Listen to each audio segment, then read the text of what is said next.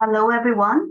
I'm Dr. Cora Xu, an associate professor at Durham University in the UK. In this lecture, I will discuss the portrayal of Chinese international students through a critical review of literature. You can follow me on Twitter at Cora Lingling Xu and follow my research network at Mobilities. I also have social media channels called Dr. Xu Gazing at Academia, where I share tips, observations, and questions about academic job searching, academic reading, and writing. You are most welcome to follow me on Bilibili, Red, and YouTube. This lecture is based on a publication that I published in the Asia Pacific Education Review, titled Portraying the Chinese International Students, a review of English language and Chinese language literature on Chinese international students, 2015 to 2020. This is an open access article, and you are most welcome to download it for free and to read it in greater detail after this lecture. This research has also been featured on BBC Radio 4's documentary titled Chinese on Campus. You can easily Google this title and you will be able to locate the documentary. If you have not already registered with BBC, you can spend less than 1 minute registering for an account, and then you will be able to access the entire documentary. This is the structure of my lecture today. In the introduction section, I will mention the literature gaps that motivated the conduct of this research, and then I will talk about why I chose to engage also with the Chinese language literature from a post-colonial lens. Then I will mention briefly what I mean by subject positions, as this constitutes my main findings. I will then talk briefly about the method that I use to review the literature, and then I will delve deeper into the 4 subject positions: the neoliberal, the political, the pedagogic, and the racialized subject position. And this will be followed by a discussion. The Chinese international students have often been understood as monolithic, highly homogeneous, whether in state policies, in media discourse, or scholarly discussions.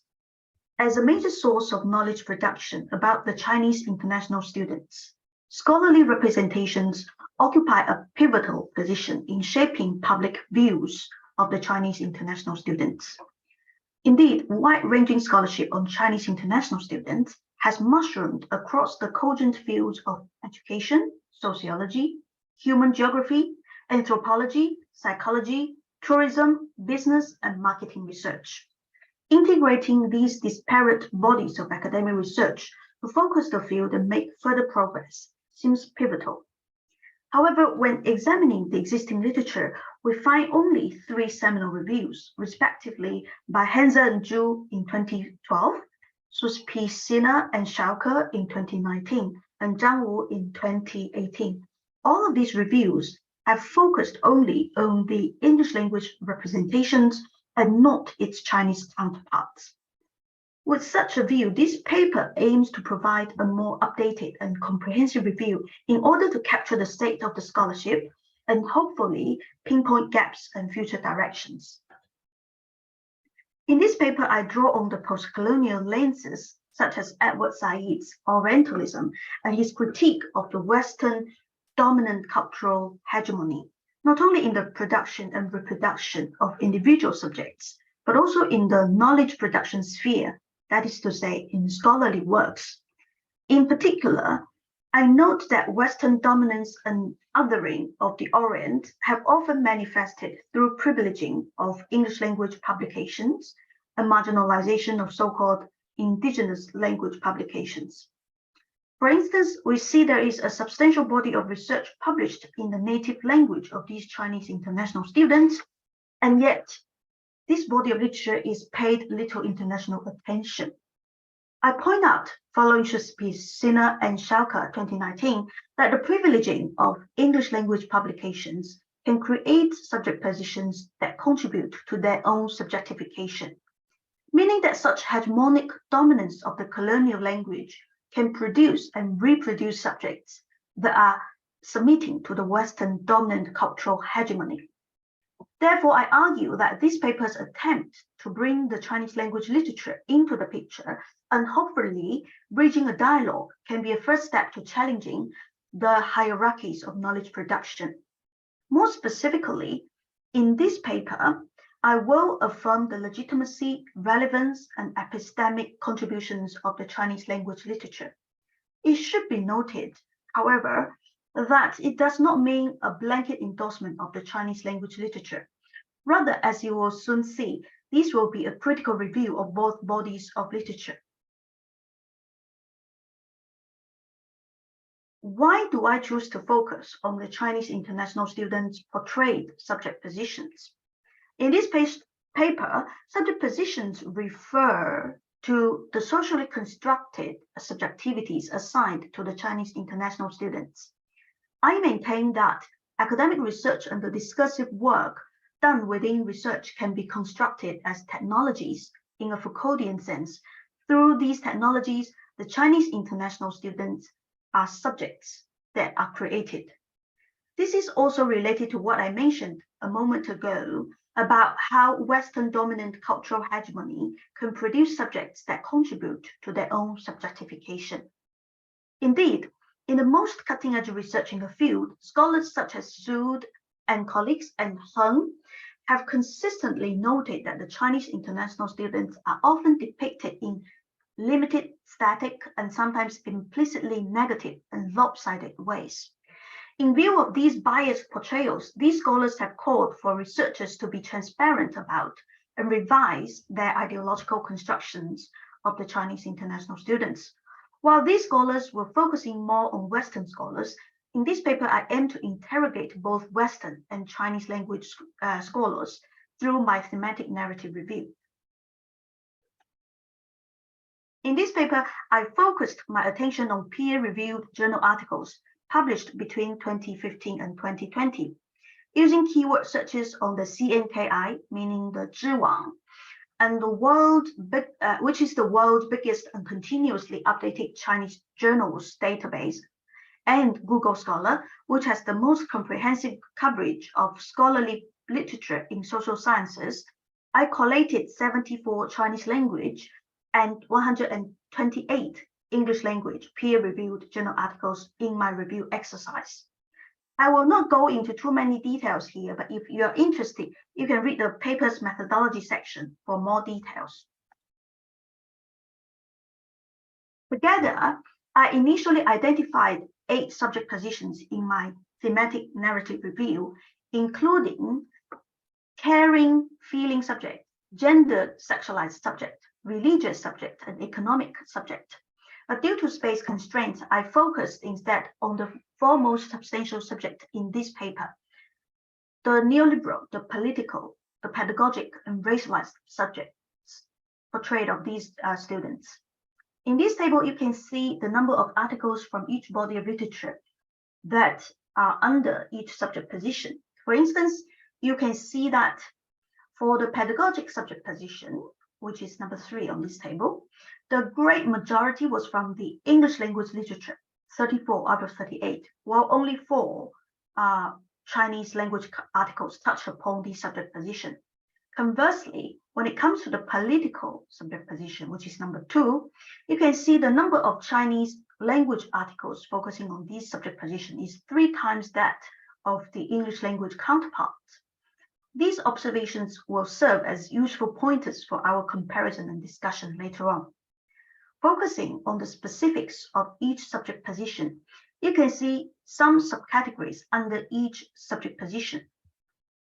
To begin with, under neoliberal subject position, this paper notes the familiar portrayal of Chinese international students as cash cows who are primarily valued for their economic contributions to the institutional financial coffer of often Western-based higher education institutions.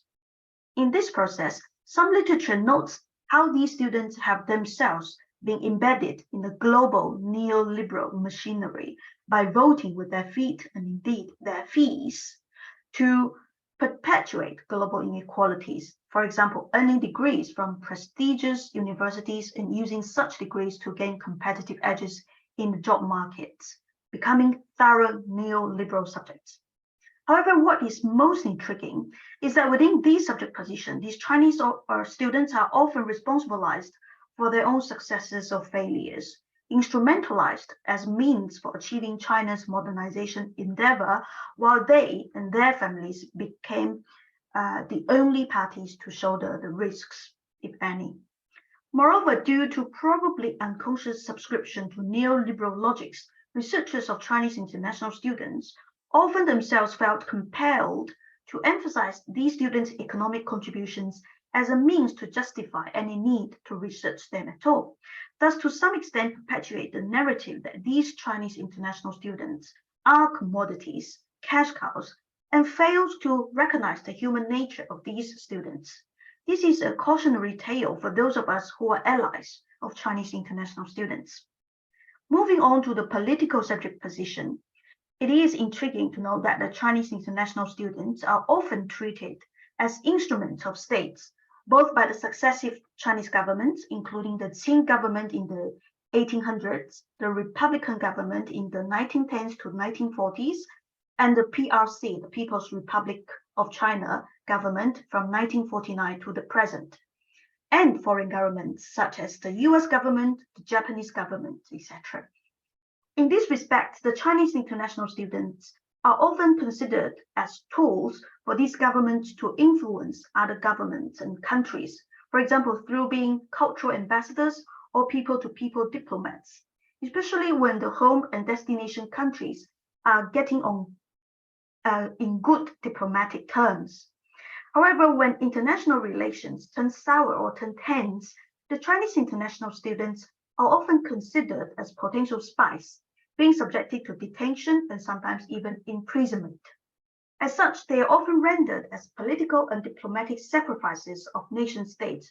Both China and foreign governments did this. The political subject position can also be manifested in these Chinese international students' ethno-national positions. For instance, research has revealed how these students, when studying abroad, can often be caught in the middle of war of words by foreign peers who might hold biased views about China, and they have tried hard to defend their motherland's image and practices. Most intriguingly, the political subject position is most adamantly reflected through their ideological positions. They are at times positioned as ideological mediators, for example, in spreading Japanese Marxism to China in the early 1900s. At other times, they are found to be striving hard to negotiate what democracy means and how it works when studying in Western democratic countries. Such literature highlights the complexities of their subjective development and the inherent conflicts and struggles that these students experienced. More importantly, these students are often considered as malleable but suspicious ideological subjects, whose ideological inclinations have to be carefully vetted before they were sent abroad, for instance, in the Sino-Soviet relations, during their studies abroad and after they have returned to China. Concerted efforts have been made to orient their ideological development positively so as for them to be aligned with those of the nation state. Moving on to the pedagogic subject position, while there continues to be a number of articles that portray the Chinese international students as deficient, incompetent, reticent learners who lack critical thinking skills, a nascent body of literature has begun to critique and challenge such portrayals. Instead, this new literature has argued that the Chinese students' pedagogic needs are perfectly legitimate and should not be considered as deviant from the image and needs of a normalized Western-centered learner. This literature also challenges the idea of critical thinking as a purely Western construct and questions the legitimacy of Western-centric pedagogic practices. Along the same line, this literature has evidenced the agentic methodical and resourceful and innovative nature of Chinese international students as knowledgeable educators and thinkers. Moving on to the racialized subject position, a group of articles has noted that racial discriminations experienced by the Chinese international students, both on university campuses and in the job markets. While another group took this matter further to problematize the colorblindness and neo-racism of institutional and individual practices, mostly in the US. It is intriguing that Chinese international students' racial identifications have also been shown to be fluid, as shaped by the amount of time they spent abroad and the specific national contexts they are in. Also, the Chinese international students are found to have somewhat simplistic understanding of different racial groups in their naive engagement with racialized discourses and interracial relations. These studies thus depart from the Chinese international students being passive recipients of racialized treatments, but accentuate their roles as discerning racialized subjects. Notably, there has been little attention paid to the ethnically diverse nature of Chinese international students within China. By far, only one article within this body of some 400 articles I reviewed that addresses the experiences of ethnic minority students' experiences when they study abroad. Apart from discerning the subject positions, in this paper, I also mapped out the author's backgrounds, identifying where the authors were based at the point of publication and whether they received research training outside mainland China and whether they were ethnic Chinese. You can see in this table that for the authors of the Chinese language publications, a great majority were based in mainland China and were ethnic Chinese, and only 1/5 who received research training outside of China. In comparison, in the English language literature, more than 1/5 were based in China when they published, and around half of the authors were not ethnic Chinese. I'm not suggesting that these will necessarily dictate their approaches or ideological positioning, but these are nonetheless important contextual factors for our discussion. Overall, I note that the Chinese language literature has a predominant focus on historical studies of Chinese international students, especially on the modern China period. This is unparalleled by the English language literature, which is an exclusive contemporary focused.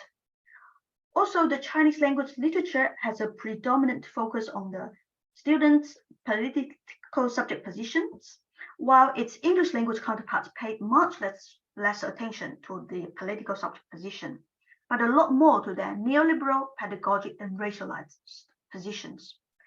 For the Chinese language literature that focuses on contemporary context, it has shunned their political subject positions.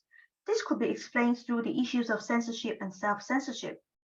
However, there is still some that focuses on the shaping of the Chinese international students as ideological subjects, whose value systems and patriotism can be cultivated and channeled, which can be explained through the scholar in Chinese societies stemming from imperial China's tradition. Both bodies of literature have seen a nascent literature that challenges the universal superiority of westernized critical thinking and emphasizes the epistemic contributions and heterogeneity of Chinese international students. Both bodies of literature have shown that national states, HEIs, meaning the universities, the media, and even certain researchers might have exploited the vulnerabilities of the Chinese international students. This is not to negate the enormous agency of the Chinese international students, and indeed their acquiescence to the global neoliberal machinery of higher education that we have mentioned previously. This is all I have for this paper. Thank you very much.